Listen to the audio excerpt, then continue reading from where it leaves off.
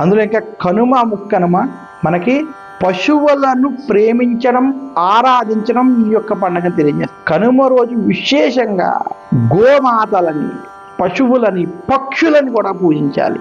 ఈరోజు ఎవరైతే తెలిసి కానీ తెలియక కానీ ఇంటి బయట కానీ మేడ మీద కానీ పక్షులకి నీళ్లు, ధాన్యం వంటి పెడతారో వారికి కేతుగ్రహ యొక్క అనుగ్రహం కలుగుతుంది.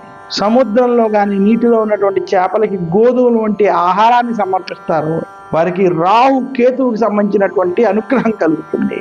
ఇదే కాకుండా ఈరోజు ప్రత్యేకంగా గోమాతని పూజించి, గోవుకి పసుపు కుంకుమ సమర్పించి, గోవుకి గ్రాసం వంటి సమర్పిస్తారో వారికి సకల దేవతల యొక్క అనుగ్రహం కలుగుతాయి. కనుమ రోజు ఏ వ్యక్తి అయితే గోవులను పూజిస్తారో వారికి సకల శుభాలు కలుగుతాయని శాస్త్రాలు తెలియజేసాయి. అందుకనే భోగి, మకర సంక్రాంతి, కనుమ ఇది మనకి పెద్ద పండుగ, ప్రత్యేకమైన పండుగ, విశేషమైనటువంటి పండుగ అని శాస్త్రాలు మనకి ప్రత్యేకంగా తెలియజేశాయి.